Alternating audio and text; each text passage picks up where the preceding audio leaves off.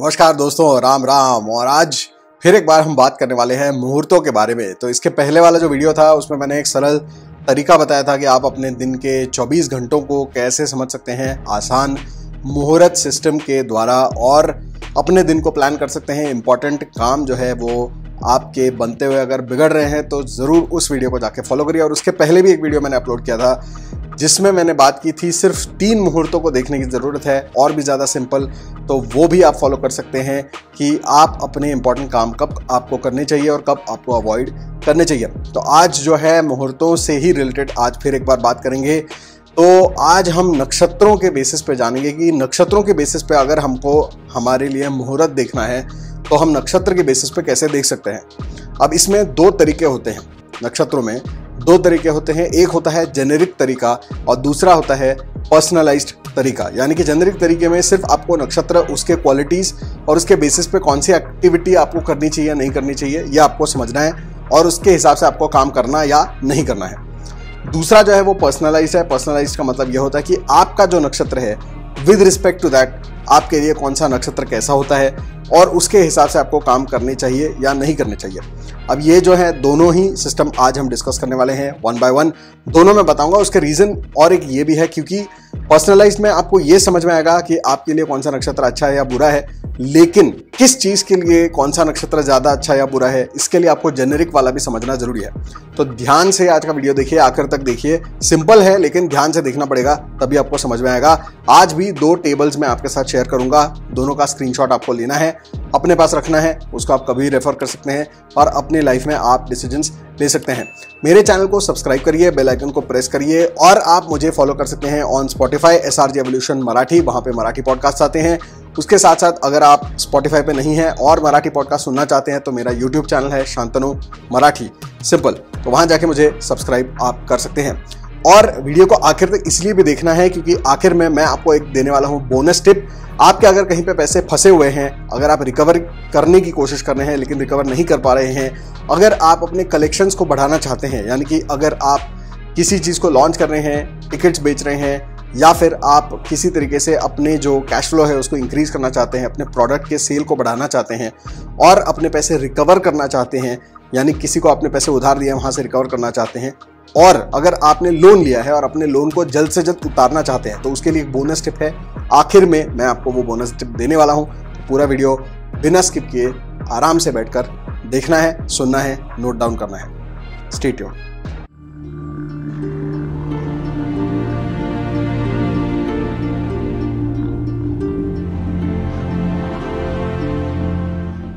तो सबसे पहले हम जेनेरिक तरीके से शुरुआत करेंगे।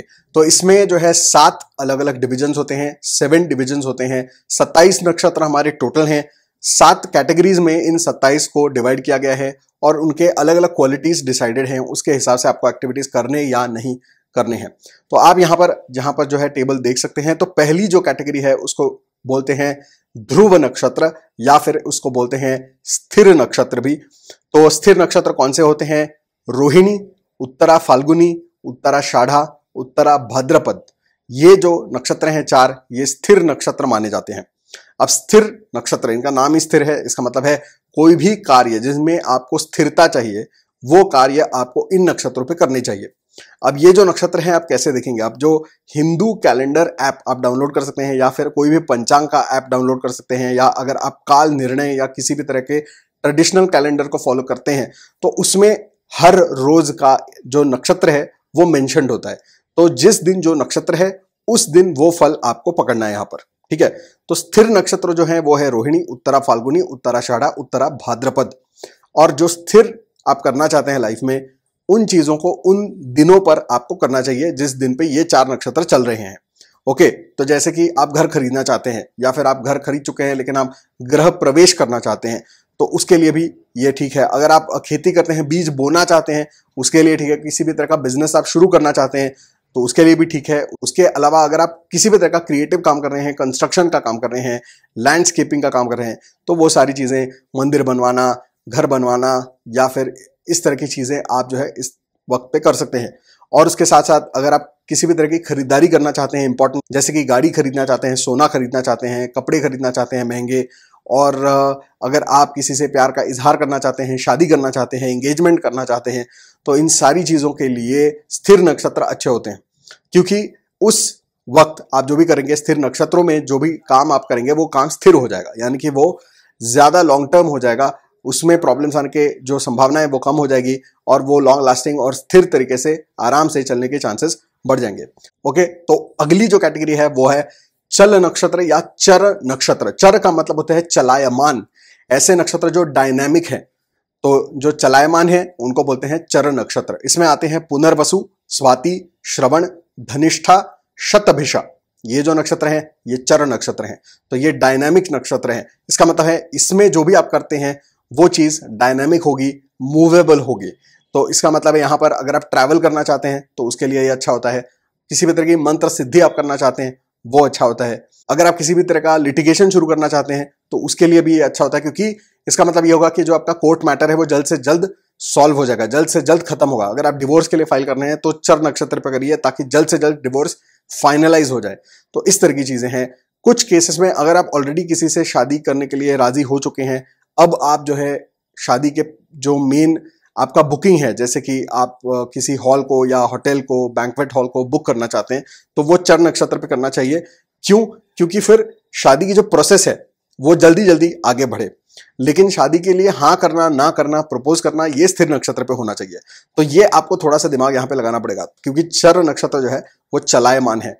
घर खरीदने के लिए ये जो है नक्षत्र अच्छे नहीं होते। सोना खरीदने के लिए, या जो पहले मैंने जो जो चीजें आपको गिनाई उनमें से ज्यादातर चीजें आपको चर नक्षत्र में नहीं खरीदनी चाहिए।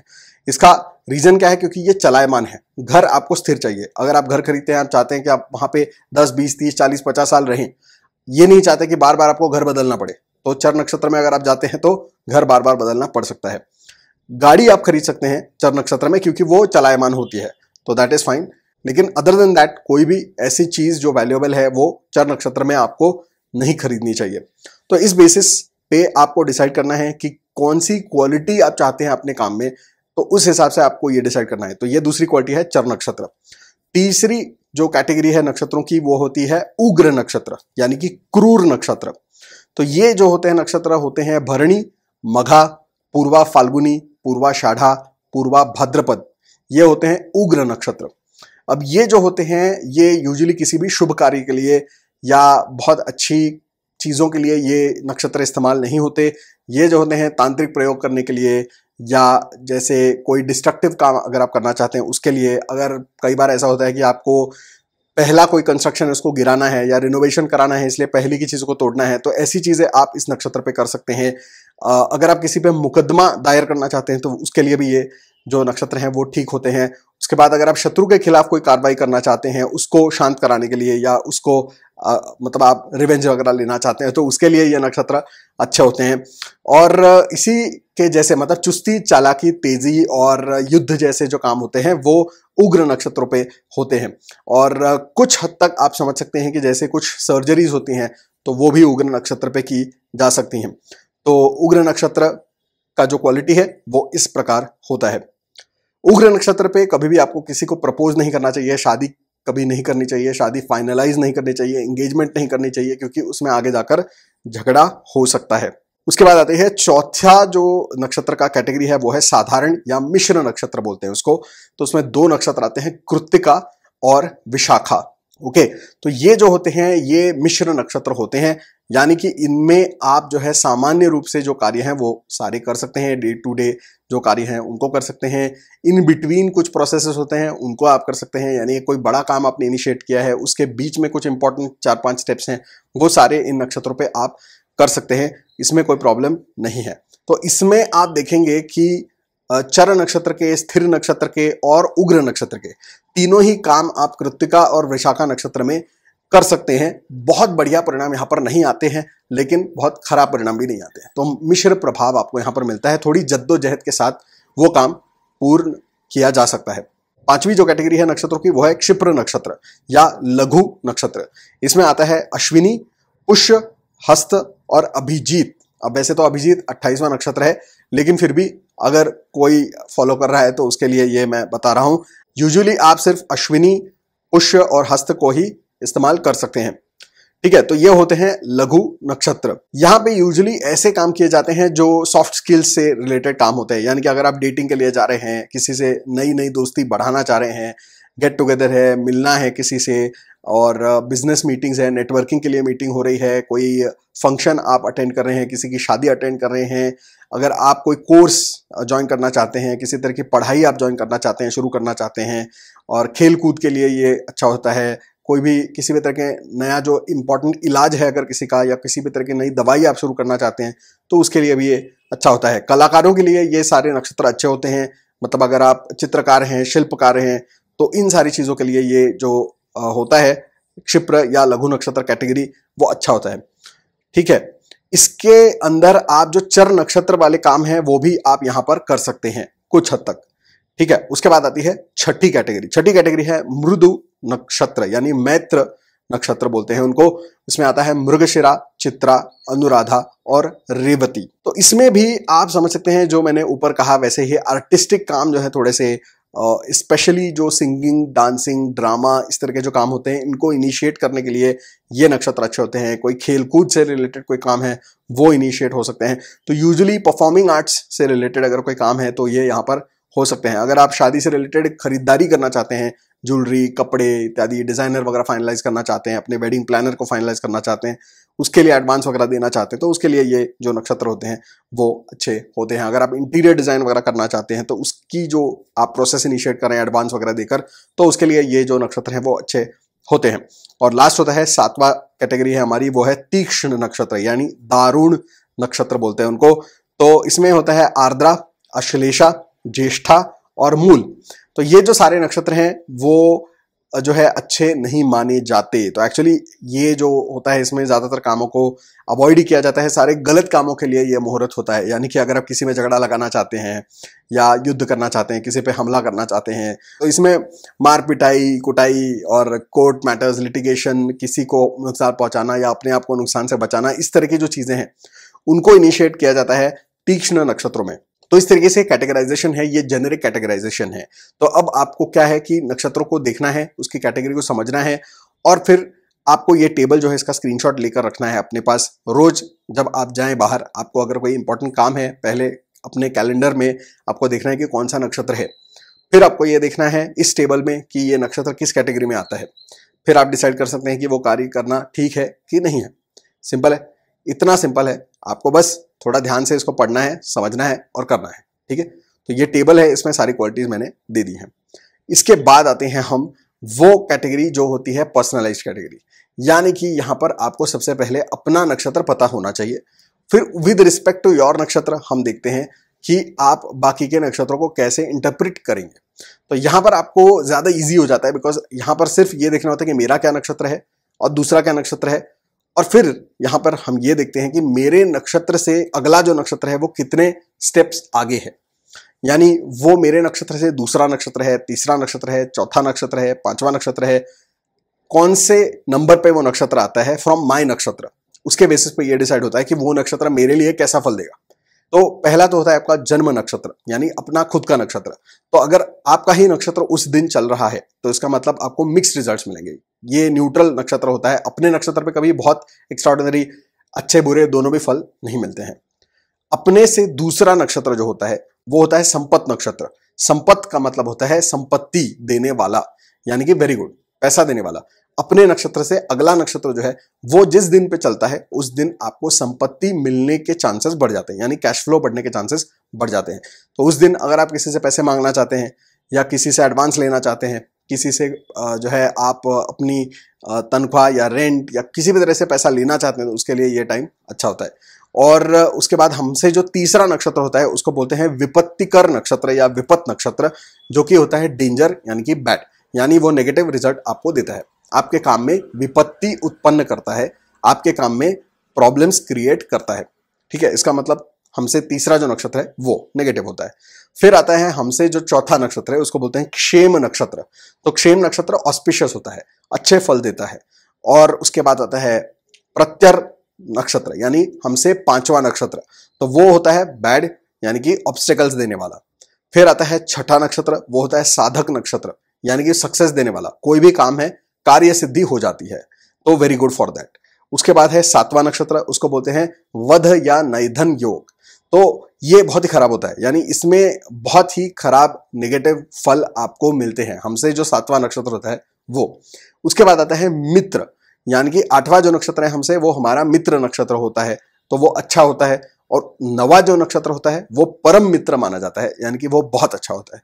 तो आपको यहां पर यह समझना है कि फर्स्ट से अगर हम शुरुआत करते हैं तो 3रा, 5वां, 7वां जो नक्षत्र है वो खराब होते हैं। हमारे नक्षत्र से 3रा, 5वां, 7वां जो नक्षत्र है वो खराब होता है। और फर्स्ट जो नक्षत्र है यानी अपना खुद का नक्षत्र अगर है तो वो दिन हमारे लिए न्यूट्रल होता है, मिक्स रिजल्ट देता है।